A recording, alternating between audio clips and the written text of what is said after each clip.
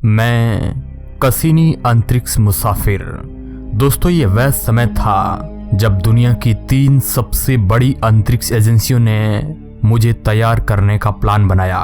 मेरा मकसद सौरमंडल के छठे ग्रह की दुनिया के तमाम रहस्यों के बारे में पता लगाना था।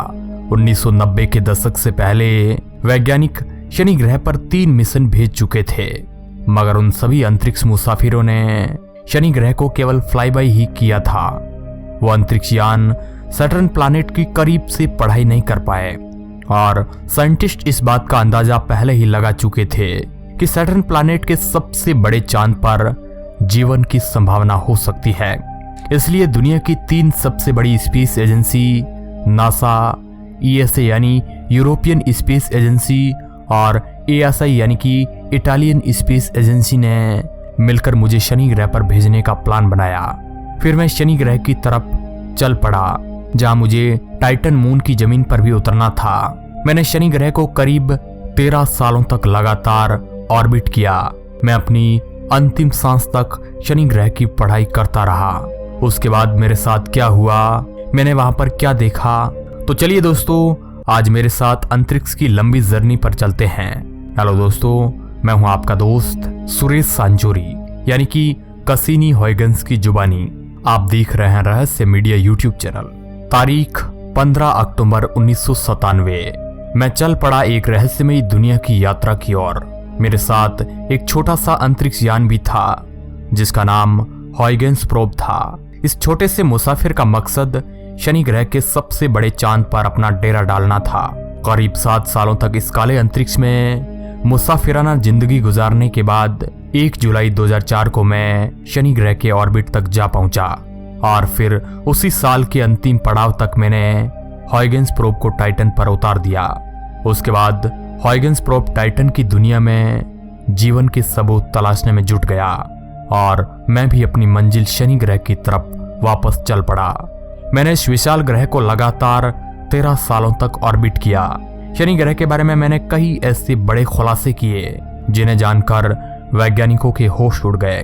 जब सबसे पहले मैं शनि ग्रह के पास पहुंचा तो वहां जाते ही मैंने शनि ग्रह के रिंग को अपने कैमरे में कैद किया और उन तस्वीरों को वैज्ञानिकों के पास भेज दिया, जिसमें वैज्ञानिक शनि ग्रह की रिंग को बहुत ही बारीकी से देख पा रहे थे।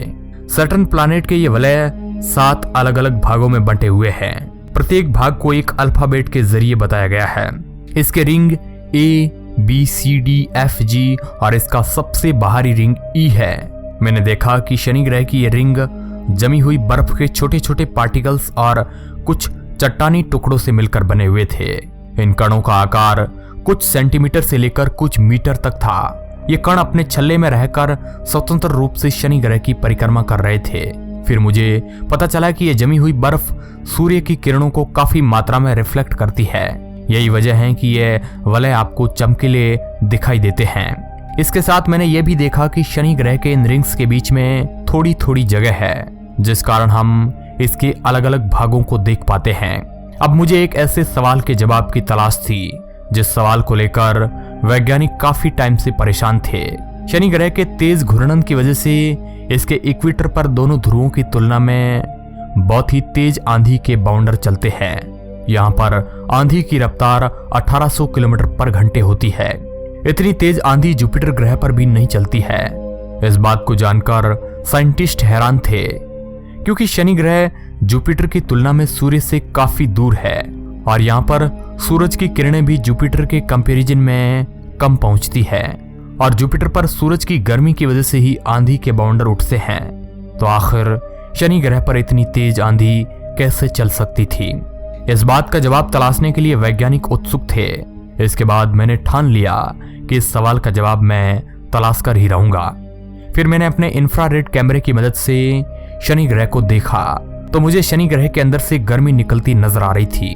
तब मुझे इस बात का पता चला कि शनि ग्रह के अंदर से निकलने वाली गर्मी सूर्य से आने वाली गर्मी से 2 गुनी है और यह शनि ग्रह के अंदर की गर्मी इसके ऊपरी वायुमंडल में तेज आंधी की वजह बन रही थी। दोस्तों, जो आप ये शनि ग्रह के छल्ले देखते हैं, क्या इनका निर्माण शनि ग्रह की उत्पत्ति के साथ हुआ या फिर इनका निर्माण बाद में हुआ? ये सवाल काफी पेचीदा था, लेकिन मुझे इसका भी जवाब तलाशना था। तब मैंने इन शनि ग्रह के छल्लों की जांच शुरू की, तो जो डाटा मेरे हाथ लगे वह काफी हैरान कर देने वाले थे। मुझे पता चला कि शनि ग्रह के ये रिंग सैटर्न प्लैनेट से काफी नए हैं और इनका निर्माण शनि ग्रह के निर्माण के बाद हुआ था। ये बात जब शनि ग्रह के चंद्रमा मीमांस के द्रव्यमान का अध्ययन हुआ तो पता चली कि शनि ग्रह पर उपस्थित गैसों के विशालकाय छल्ले हाल ही के हैं, जिनकी उत्पत्ति लगभग 100 मिलियन से 10 मिलियन वर्ष पहले हुई है। शनि ग्रह के चंद्रमा मीमांस के द्रव्यमान का लगभग 40% जो पृथ्वी के चंद्रमा से 2000 गुना छोटा है का अध्ययन करके यह निष्कर्ष निकाला गया। इससे पहले जितनी भी स्टडी की गई उनमें छल्लों का आकार छोटा बताया गया था, लेकिन इनकी उम्र का अनुमान लगाने के लिए आवश्यक इनके द्रव्यमान आदि महत्वपूर्ण आंकड़ों का अभाव बना रहा था। मगर दोस्तों, यहाँ पर मुझे शनि ग्रह के रिंग के बारे में एक और चौंका देने वाली बात पता चली, जिससे जानकर वैज्ञानिक काफी हैरान थे। मैंने देखा कि शनि ग्रह के ये विशाल छल्ले बहुत ही तेजी के साथ खत्म हो रहे हैं, क्योंकि इसकी वजह थी कि सैटर्न प्लैनेट के ये छल्ले छोटी छोटी बर्फ के टुकड़ों से बने हुए थे, जो सूरज से आने वाली अल्ट्रावायलेट लाइट तथा मेटेरॉइड के टकराव की वजह से ये पार्टिकल्स चार्ज वाटर मॉलिक्यूल में कन्वर्ट हो रहे थे, जो शनि ग्रह के मैग्नेटोस्फीयर के कारण शनि ग्रह के वायुमंडल में बरस रहे थे। इस बारिश को रिंग्स रेन कहा जाता है।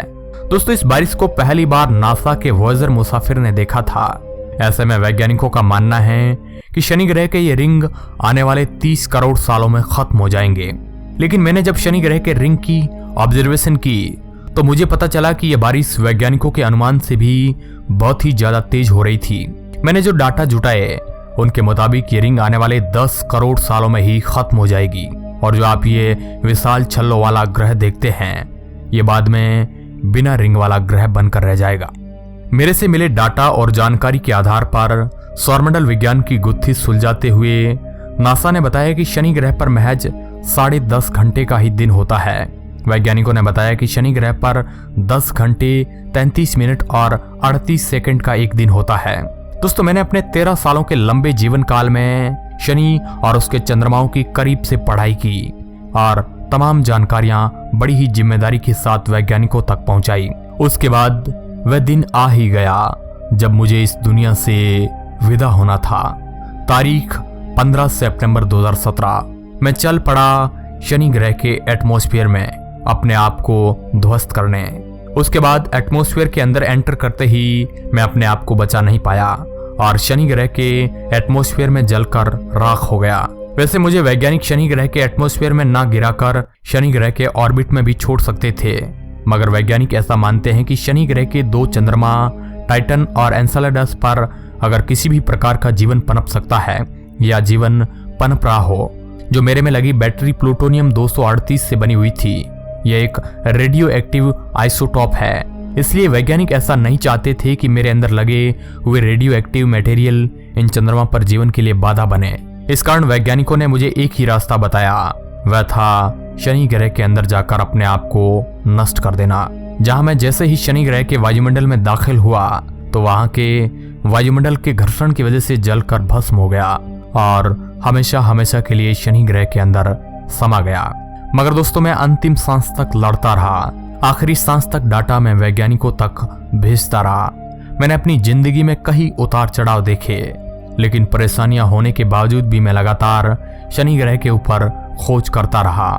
शनि ग्रह पर ऐसे कई रहस्य मौजूद थे जो मैंने अपने खोजी अभियान के बलबूते पर पर्दाफाश किया और शनि ग्रह की बड़ी बड़ी खोजों को आपके सामने रखा। अब दोस्तों, मेरी इस लंबी यात्रा के बारे में आपकी क्या राय है? अपनी प्रतिक्रिया हमें कमेंट बॉक्स में जरूर बता सकते हैं। वीडियो के अंत तक बने रहने के लिए आपका बहुत बहुत धन्यवाद।